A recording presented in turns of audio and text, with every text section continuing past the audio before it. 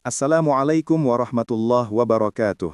Sahabat seiman yang dirahmati Allah. Sa'ad bin Abi Waqqas adalah seorang sahabat mulia yang dikenal dengan keberanian, keteguhan iman, dan keahliannya dalam memanah. Beliau dijuluki sebagai singa yang menyembunyikan kukunya karena keberaniannya di medan perang dan doanya yang selalu dikabulkan oleh Allah Subhanahu wa Ta'ala. Salah satu kontribusi terbesar di dalam hidupnya adalah menjadi panglima perang dalam penaklukan wilayah Persia. Dari tanah Persia inilah kemudian lahir banyak ulama dan tokoh-tokoh penting yang membawa pengaruh besar bagi dunia Islam. Di antaranya adalah Syekh Hasan al-Basri, Ibnu Juraij, Imam Abu Hanifah, At-Tabari, Ibnu Katsir, hingga Imam Al-Ghazali. Di video ini, kita akan mengisahkan perjalanan luar biasa dari Sa'ad bin Abi Waqqas, mulai dari masa jahiliyah hingga beliau wafat. Oleh karena itu, mari kita simak videonya sampai selesai agar kita bisa mengambil hikmah dari kisah kehidupan Sa'ad bin Abi Waqqas.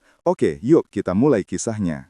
Sa'ad bin Abi Waqqas lahir pada tahun 595 Masehi, tepatnya 16 tahun sebelum Nabi Muhammad diangkat menjadi nabi. Beliau berasal dari keluarga yang terkemuka. Ayahnya bernama Abu Waqqas Malik bin Wahab, seorang pedagang kaya raya dan juga dikenal dengan kedermawanannya. Sedangkan ibunya bernama Hamnah bintu Sufyan, seorang wanita tangguh yang berasal dari keluarga terpandang di Mekah.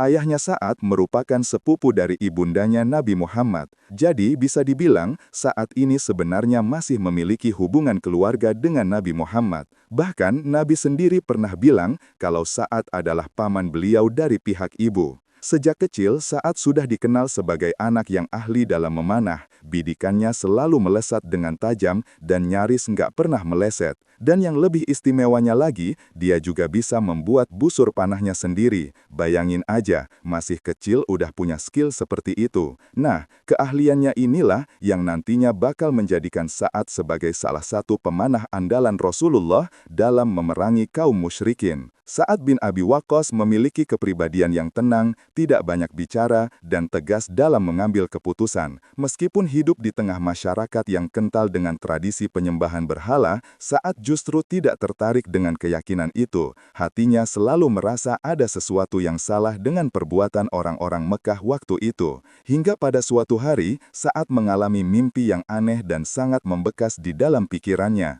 Aku bermimpi. Aku berada di sebuah kegelapan yang saling tindih-menindih gelap sekali. Setiap aku membuka mata, maka keadaannya semakin gelap. Ketika aku berusaha untuk membuka mata lagi, maka keadaannya lebih gelap lagi. Waktu itu aku merasa sangat ketakutan. Tiba-tiba di tengah kegelapan itu, aku melihat cahaya rembulan yang sangat terang. Aku pun mulai mengikuti cahaya itu. Semakin aku melangkah ke arahnya, jalanku menjadi semakin terang. Ketika aku hampir sampai ke cahaya rembulan itu, aku melihat ada 3 orang yang udah lebih dulu sampai di sana. Mereka adalah Abu Bakar As-Siddiq, Ali bin Abi Thalib, dan Zaid bin Harithah. Aku pun terus melangkahkan kakiku mendekati cahaya itu. Ketika aku sampai di tempat cahaya itu, aku melihat Nabi Muhammad sedang dikelilingi oleh 3 orang tadi. Lalu Rasulullah menoleh kepadaku dan mengajakku untuk masuk Islam. Seketika itu juga, aku terkejut dan langsung terbangun dari tidurku. Setelah terbangun dari tidurku, aku terus merenungi maksud dari mimpi itu. Hati kecilku berkata, mungkin inilah petunjuk untuk menjawab semua keraguanku terhadap Tuhan yang selama ini disembah oleh orang Quraisy. Beberapa hari setelah Sa'ad mengalami mimpi itu, Abu Bakar datang menemuinya. Dengan penuh ketulusan, Abu Bakar mengajak Sa'ad untuk bertemu langsung dengan Rasulullah. Sa'ad yang hatinya memang udah terbuka, langsung menyanggupi ajakan Abu Bakar itu. Kemudian berangkatlah mereka berdua untuk menemui Nabi Muhammad. Begitu sampai di tempat Nabi, Rasulullah menyambut Sa'ad dengan penuh senyuman. Setelah mendengar penjelasan Rasulullah tentang ajaran Islam, Sa'ad langsung merasa yakin dengan tulus. Sa'ad pun menyatakan keislamannya. Maka mulai hari itu ia resmi memeluk Islam. Dalam beberapa riwayat, disampaikan Sa'ad bin Abi Waqqas menjadi orang keempat yang masuk Islam setelah Abu Bakar, Ali bin Abi Thalib, dan Zaid bin Harithah. Setelah masuk Islam, Sa'ad merasa hatinya jauh lebih tenang, pikirannya pun menjadi lebih jernih dan kini hidupnya memiliki arah yang lebih jelas. Namun sayangnya, kabar tentang keislaman Sa'ad langsung tersebar ke seluruh penjuru Mekah. Nggak butuh waktu lama, berita itu pun sampai ke telinga Hamnah ibunya. Begitu mengetahui bahwa Sa'ad telah memeluk agama yang dibawa Nabi Muhammad,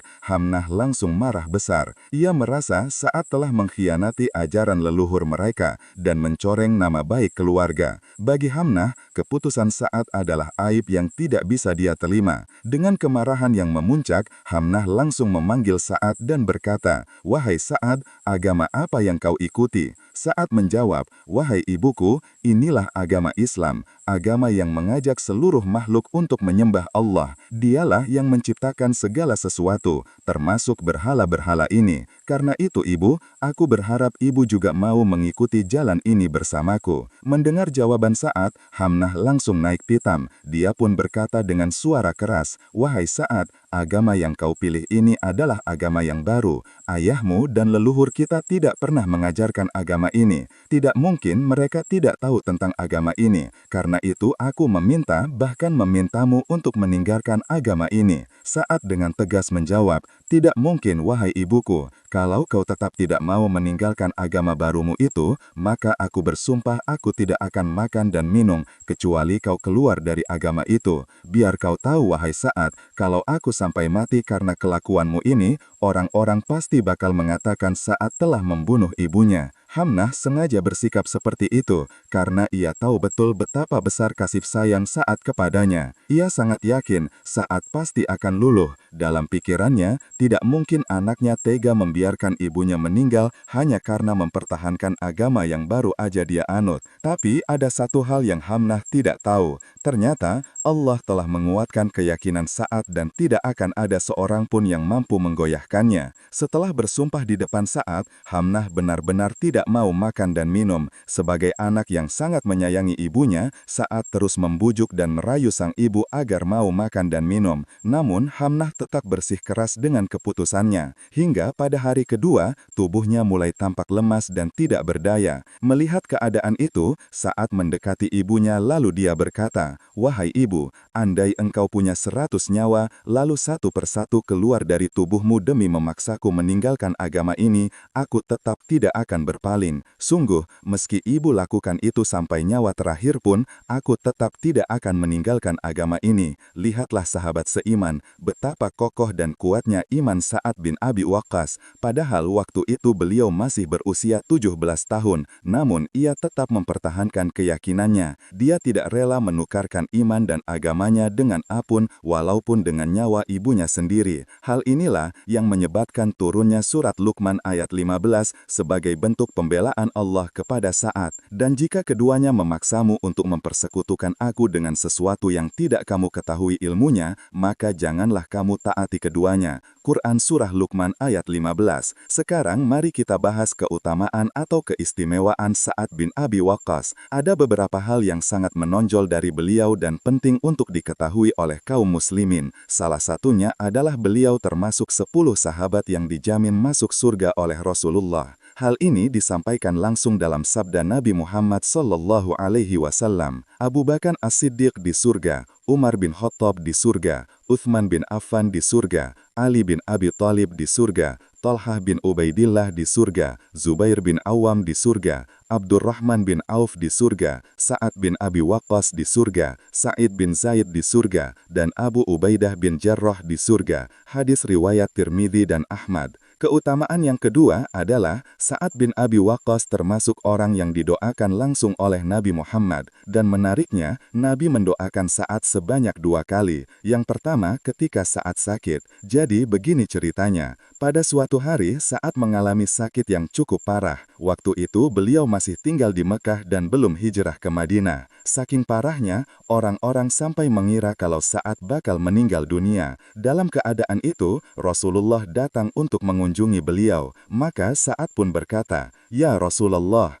aku hanya memiliki 1 orang anak perempuan, sedangkan aku memiliki banyak harta. Bolehkah aku mewasiatkan seluruh hartaku di jalan Allah?" Maka Nabi pun menjawab, "Tidak boleh. Lalu Sa'ad bertanya lagi, "Kalau begitu, bolehkah aku mewasiatkan setengahnya?" Nabi kembali menjawab, "Tidak boleh, wahai Sa'ad." Sa'ad pun bertanya lagi, "Kalau begitu, bolehkah aku mewasiatkan sepertiganya?" Rasulullah bersabda, "Sepertiga dan sepertiga pun sudah cukup banyak." Maksud dari percakapan ini adalah, dalam Islam, ketika seseorang mau meninggal dunia, tidak boleh mewasiatkan seluruh hartanya untuk wakaf, sedekah maupun untuk jihad. Yang boleh diwasiatkan hanya sepertiganya saja, sisanya wajib diberikan kepada ahli waris yang berhak menerimanya. Melihat semangat Sa'ad yang mau mewasiatkan seluruh hartanya di jalan Allah, Rasulullah pun merasa sangat bahagia sekaligus terharu. Maka Rasulullah mengangkat kedua tangannya, lalu berdoa untuk kesembuhan Sa'ad.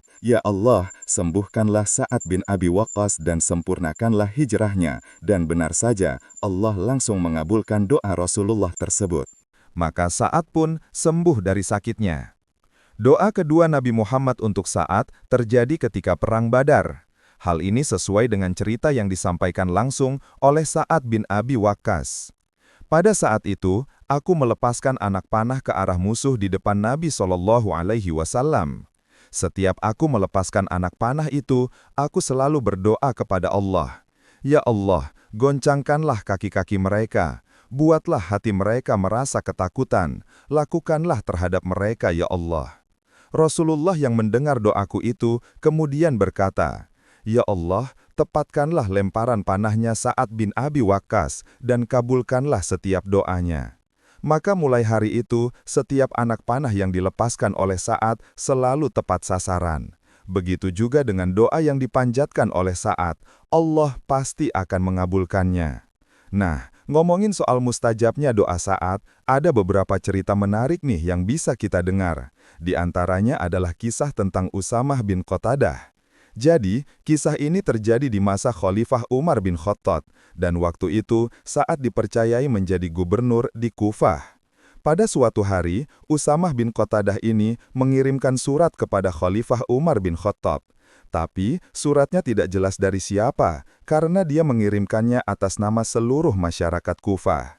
Di surat itu tertulis kalau gubernur mereka, yaitu Sa'ad bin Abi Waqqas, tidak memperbaiki sholatnya. Maksudnya, mereka mau bilang kalau sholatnya Sa'ad ini tidak benar. Maka Khalifah Umar yang menerima surat tersebut langsung memanggil Sa'ad dan menginterogasinya. "Wahai Sa'ad, apakah benar kamu tidak ikhlas dalam bersolat?" Sa'ad menjawab, "Wahai Umar, kamu lebih mengenal diriku.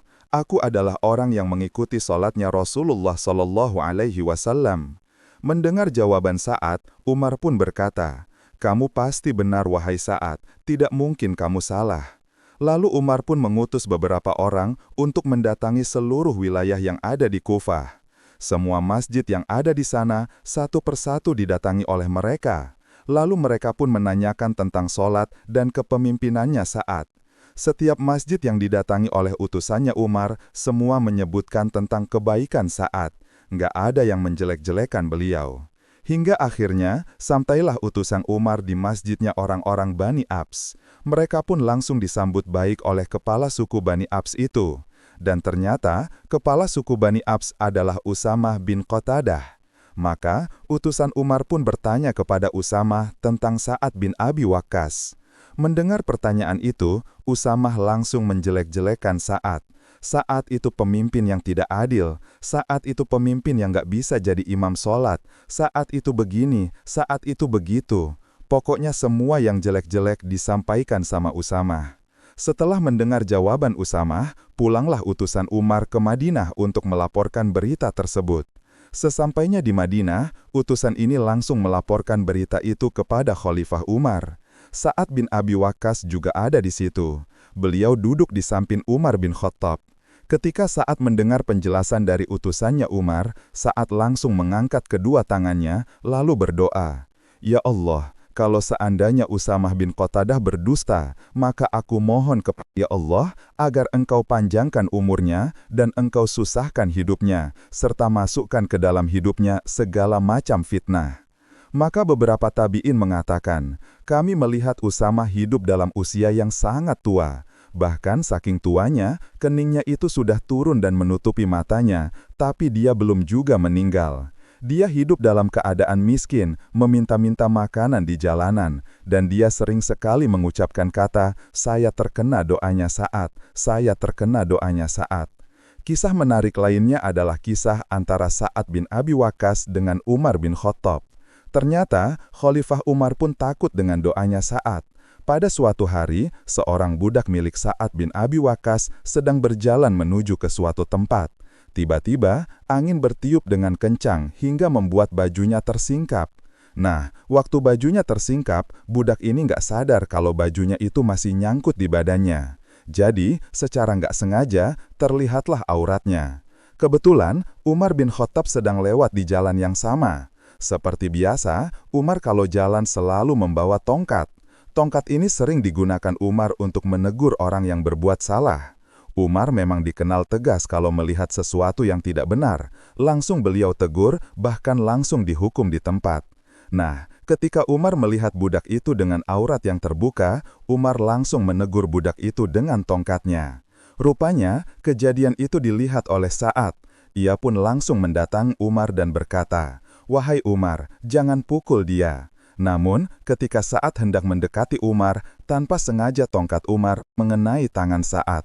Sa'ad tidak marah, ia hanya diam lalu mundur beberapa langkah, mengangkat kedua tangannya dan mulai berdoa. Melihat itu, Umar langsung panik. Umar tahu betul kalau Sa'ad sudah berdoa bisa bahaya. Umar pun langsung berlari mendekati Sa'ad. Lalu, dia menyerahkan tongkatnya kepada Sa'ad dan berkata, "Hukumlah saya telah memukul dia, sekarang giliranmu untuk memukul saya." Jadi begitulah sahabat seiman. Umar bin Khattab pun takut didoain sama Sa'ad, saking mustajabnya doa Sa'ad bin Abi Waqqas. Kemudian kelebihan Sa'ad yang selanjutnya adalah beliau nggak pernah absen di setiap peperangan bersama Rasulullah. Di antara peperangan yang sangat menonjolkan peran Sa'ad adalah Perang Uhud. Seperti yang udah kita ketahui, di Perang Uhud ini kaum muslimin mengalami kekalahan. Tapi tahukah kalian siapa orang yang berperan untuk meredamkan serangan pasukan kafir Quraisy? Ya, dialah Sa'ad bin Abi Waqqas. Sa'ad berhasil memukul mundur pasukan kafir Quraisy dengan anak panahnya. Saat situasi sedang genting-gentingnya, pasukan kafir Quraisy terus mengincar Nabi Muhammad untuk membunuh beliau. Dan pada saat itu, hanya segelintir sahabat yang ada di sisi Rasulullah. Salah satu yang ada di situ adalah Sa'ad bin Abi Waqqas. Dalam situasi yang tegang itu, Rasulullah mengambil segenggam tanah lalu berkata kepada Sa'ad, "Panahlah wahai Sa'ad, demi ayah dan ibuku sebagai tebusannya." Mendengar ucapan Rasulullah, Sa'ad langsung bersemangat untuk memanah pasukan musuh. Soalnya, beliau belum pernah mendengar Rasulullah menyebutkan ayah dan ibunya sebagai tebusan. Baru kali ini, Rasulullah mengucapkan kata-kata itu hanya kepada dirinya. Sa'ad terus melepaskan anak panahnya. Dan tidak ada satupun anak panah yang beliau lepaskan kecuali menghujam jantung-jantung kaum muslimin. Semuanya tepat sasaran dan berhasil membuat musuh tewas seketika. Ini suatu kejadian yang luar biasa sahabat seiman, karena waktu itu kaum muslimin melindungi tubuh mereka dengan baju besi. Bahkan yang kelihatan cuma matanya doang, tapi Sa'ad bisa mengincar titik terlemahnya baju besi itu. Dan yang lebih hebatnya lagi, setiap musuh yang terkena panahnya tewas seketika. Bukan luka-luka ya, tapi tewas di tempat. Saat ini, teman-teman, kalau memanah bukan dengan satu anak panah, tapi dengan 3 anak panah sekaligus. Dan 3 anak panah ini dapat mengenai 3 target yang berbeda. Inilah yang menjadi salah satu kehebatan Sa'ad dalam memanah. Melihat hujaman anak panah yang sangat mengerikan itu, kaum muslimin mulai goyah. Mereka mulai berpikir, kalau satu anak panah bisa menewaskan satu orang pasukan, gimana kalau dilepaskan 100 anak panah? Bisa-bisa habis nih pasukan Quraisy. Maka mereka pun mundur secara perlahan dan gak ada yang berani lagi untuk menyerang Rasulullah. Akhirnya, berkat panahnya Sa'ad, pasukan Quraisy pun mundur meninggalkan medan pertempuran. Kelebihan Sa'ad yang selanjutnya adalah pahlawan dalam penaklukan wilayah Persia. Penaklukan ini terjadi pada masa Khalifah Umar bin Khattab. Awalnya, Umar sendiri yang memimpin langsung pasukannya menuju Persia. Namun, di tengah perjalanan, beberapa sahabat menyarankan agar beliau tetap berada di Madinah. Mereka khawatir jika terjadi sesuatu kepada sang khalifah. Mendengar saran tersebut, Umar pun mengumpulkan para sahabat untuk bermusyawarah. Dalam musyawarah itu, beliau bertanya, "Menurut kalian, apakah sebaiknya aku turun langsung ke medan perang atau tetap tinggal di Madinah?" Menanggapi hal itu, Abdurrahman bin Auf memberikan pendapatnya. "Wahai Amirul Mukminin, menurut saya, lebih baik Anda tetap tinggal di Madinah. Biarkan kami yang maju ke medan perang. Jika Anda ikut dan sampai terbunuh, kaum muslimin akan kehilangan pemimpinnya. Siapa yang bisa menggantikan Anda saat ini? Karena itu, lebih baik Anda tetap di Madinah, pimpin kami dari sana, dan tunjuk salah satu dari kami untuk memimpin pasukan ini." Setelah mendengar ucapan Abdurrahman, Umar pun memutuskan untuk tetap tinggal di Madinah. Selanjutnya, beliau menanyakan kepada para sahabat siapa sosok yang tepat untuk memimpin mereka. Para sahabat sempat terdiam, mereka memikirkan siapa orang yang pantas untuk memegang tanggung jawab ini. Dalam keheningan itu, Abdurrahman bin Auf tiba-tiba berteriak, "Aku sudah tahu orangnya." Umar pun berkata, "Sampaikan kepadaku, wahai Abdurrahman." Abdurrahman menjawab, "Orang itu adalah Sa'ad bin Abi Waqqas, dialah singa yang menyembunyikan kukunya." Mendengar itu, Umar langsung menyetujuinya. Kau benar Abdurrahman, pilihanmu tepat." Waktu itu, kebetulan Sa'ad nggak ikut di dalam pasukan. Dia lagi ditugaskan oleh Umar untuk mengumpulkan zakat dari berbagai wilayah dan membawanya ke Madinah. Maka, Umar segera memerintahkan seseorang untuk memanggil Sa'ad. Begitu Sa'ad datang, Umar langsung berkata, "Wahai Sa'ad, aku mengamanahkan kepadamu untuk memimpin pasukan dalam pembebasan wilayah Persia. Taklukkan mereka dengan izin Allah." Maka, Sa'ad pun menerima amanah tersebut dan disitulah ia resmi diangkat menjadi panglima perang dalam penaklukan wilayah Persia. Setelah dilantik menjadi panglima perang, berangkatlah Sa'ad bin Abi Waqqas bersama pasukannya menuju Persia. Ketika pasukan muslimin tiba di wilayah Qadisiyah, Sa'ad mengirim beberapa utusannya untuk menemui Raja Persia yang bernama Yazdajar. Tujuannya jelas, mengajak sang raja untuk masuk Islam. Tapi, ketika utusan itu sampai di hadapan Yazdajar dan menyampaikan maksud kedatangan mereka, sang raja malah murka. Yazdajar merasa ajakan itu adalah suatu penghinaan terhadap kekuasaannya. Dengan sombongnya, Yazdajar berkata, "Aku adalah raja yang menguasai setengah dunia. Kalian orang-orang miskin yang tinggal di pelosok Arab mau mengajakku masuk ke agama kalian. Kelihatannya kalian salah orang. Aku akan memerangi kalian dan mengusir kalian dari wilayahku." Yazdajar pun langsung membentuk pasukannya, lalu menunjuk Rustum sebagai panglima perang untuk menghadapi kaum muslimin. Maka keluarlah pasukan Persia dengan jumlah yang sangat besar menuju Qadisiyah. Jumlah mereka sekitar 240.000 pasukan, lengkap dengan gajah perang, baju zirah, dan perlengkapan tempur terbaik lainnya. Sementara jumlah pasukan muslimin hanya 30.000 pasukan. Sebelum pertempuran terjadi, Sa'ad mengalami sakit yang cukup parah. Bisul-bisul muncul di sekitar tubuhnya. Saking banyaknya bisul itu, yang bisa beliau lakukan hanya tidur sambil tengkurap. Namun, dalam kondisi yang sangat memprihatinkan itu, Sa'ad tetap memimpin pasukannya dari kejauhan. Sa'ad memerintahkan beberapa orang untuk membawanya ke tempat yang lebih tinggi agar beliau bisa memantau jalannya pertempuran.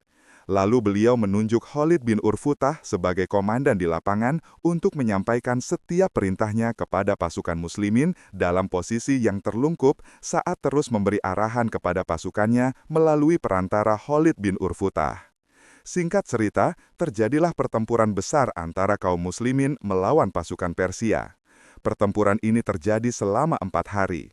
Hingga akhirnya dengan takdir Allah, pasukan muslimin berhasil memukul mundur pasukan Persia dan berhasil memenangkan pertempuran tersebut. Bahkan panglima perang Persia yang bernama Rustum berhasil mereka bunuh. Setelah berhasil memenangkan pertempuran di Qadisiyah, pasukan muslimin terus mengejar sisa-sisa pasukan Persia yang melarikan diri. Mereka terus melangkah hingga berhasil memasuki ibu kota Persia yang bernama Madain. Sa'ad dan pasukannya berhasil mengepung kota tersebut. Mereka mendesak musuh hingga ke gerbang istana tempat Raja Yazdajar berlindung bersama para pengawalnya. Namun, ketika pasukan muslimin mau memasuki istana itu, mereka terhalang oleh sungai yang sangat luas dan dalam. Dalam riwayat disampaikan, sungai ini dalamnya sekitar 6 meter dan luasnya seperti setengah lautan. Kapal-kapal yang ada di sungai itu sudah dibawa oleh pasukan Persia yang melarikan diri. Disinilah peran Sa'ad sebagai panglima perang sangat dibutuhkan. Kalian tahu apa yang dilakukan Sa'ad? Beliau memerintahkan seluruh pasukannya untuk menyeberangi sungai itu dengan kuda-kuda mereka. Maka terjadilah pemandangan yang sangat menakjubkan.